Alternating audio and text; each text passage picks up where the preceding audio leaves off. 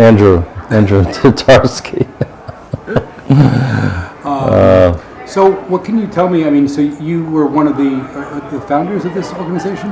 Yeah, so I was working for a guy named Arnold Washington, who is an addiction psychologist who is really kind of a trailblazer in the field, and he brought me into the field as a young psychologist. And after a couple of years, he decided to found this division, the Division on Addictions for New York State Psychological Association.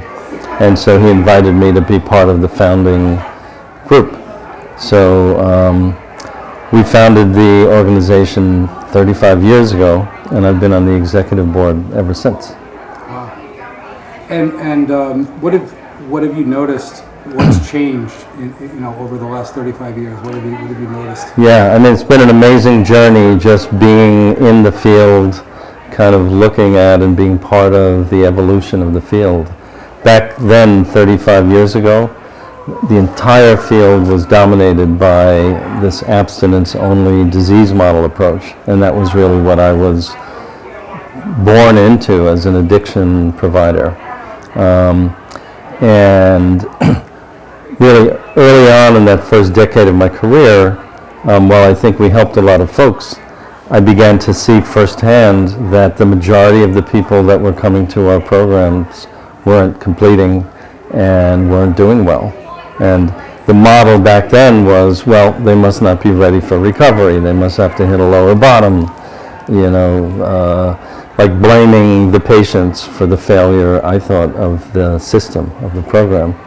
And so that actually kind of forced me, through the series of really difficult experiences of seeing people not do well, to begin to really question. So that led me to challenge that early model, begin to experiment with working with people that were actively struggling with substances but didn't want to stop. And I found that many of them did incredibly well. There's a long way to get around to your answer. But so reaching out to some colleagues to figure out what was going on, abstinence-based treatment wasn't helping most people, breaking the rules was. Somebody introduced me to harm reduction, Alan Marlatt, actually, who was like a giant in the addictive behaviors field. We think of him as the godfather of harm reduction therapy. And for me, that just opened up this whole other vision of how we could actually help people, move forward in a positive way in their positive change journeys. But back then, those of us who were sort of early adherents or early trailblazers were in a minority. The world then thought that harm reduction was kind of enabling or a bad word. Over the 35 years, there's been this tremendous transformation such that now harm reduction is one of the most interesting, increasingly accepted ideas in the addictions field. And this, in New York State at least, but I think in some ways, like around the country and around the world, this division has been like a home for kind of the evolution of harm reduction therapy. You see a number of the people that have been presenting and are part of this executive board have been really the leading contributors to the field in their writing and presenting, training, and so on. So, and I would say that,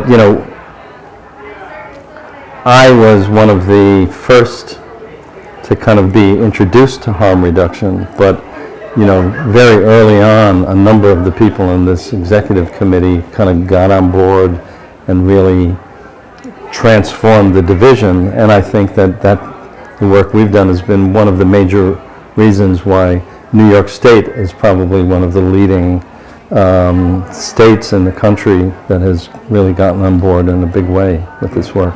That's amazing. Yeah. What would you say is the mission or the vision of this group? Well,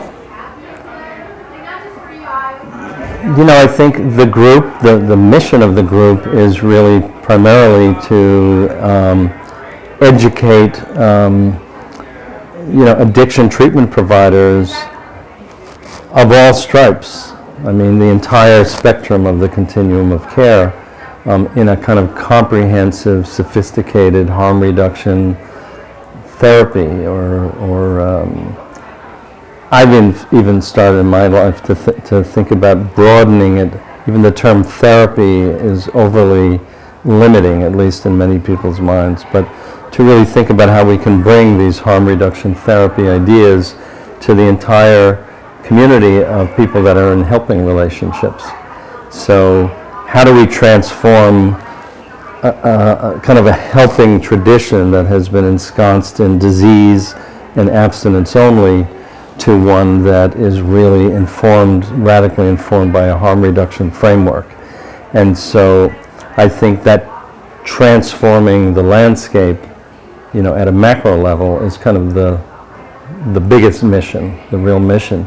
But then how we do that in our own individual ways, seeing patients, supervising clinicians, training a program here or there, writing, and so there's lots of ways that people are contributing to that. And conferences like today. Yeah, and I heard a lot of discussion about health professionals where, we're going to do our harm reduction thing on the street, and I heard a lot today of like bringing that together, like creating bridges, and because that's really what needs to happen. Well, creating bridges is totally what needs to happen, and I think that those splits in the field have been an artifact or a reflection of the tradition of really bad treatment.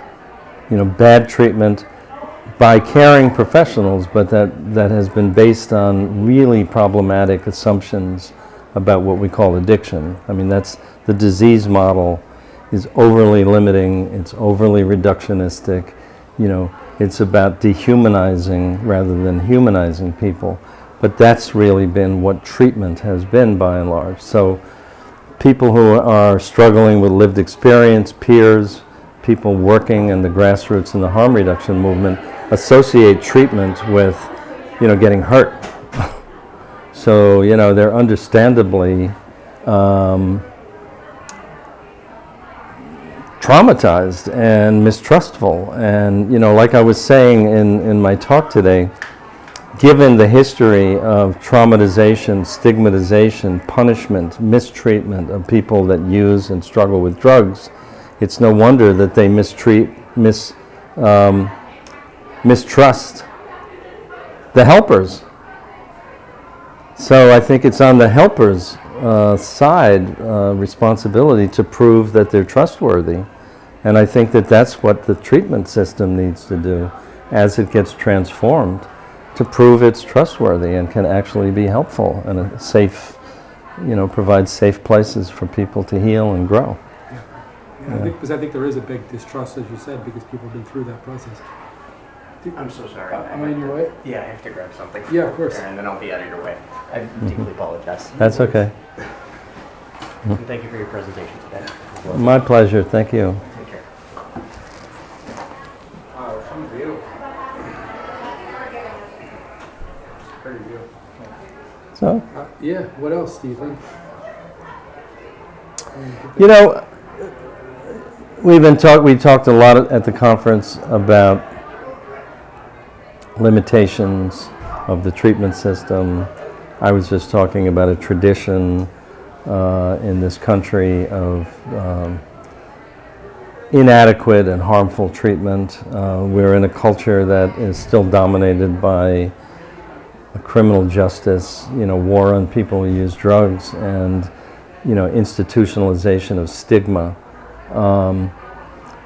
But I think, and it's unfortunate that it takes an epidemic and a catastrophe to shake people out of old ideas and bad practices.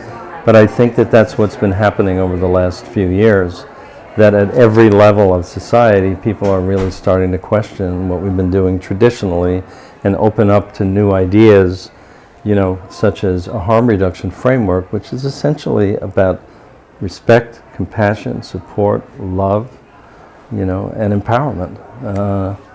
And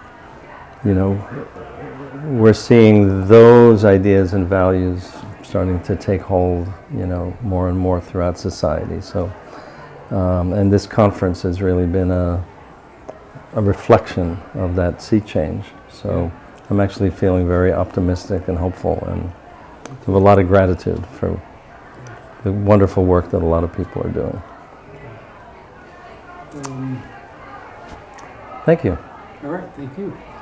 Mm-hmm.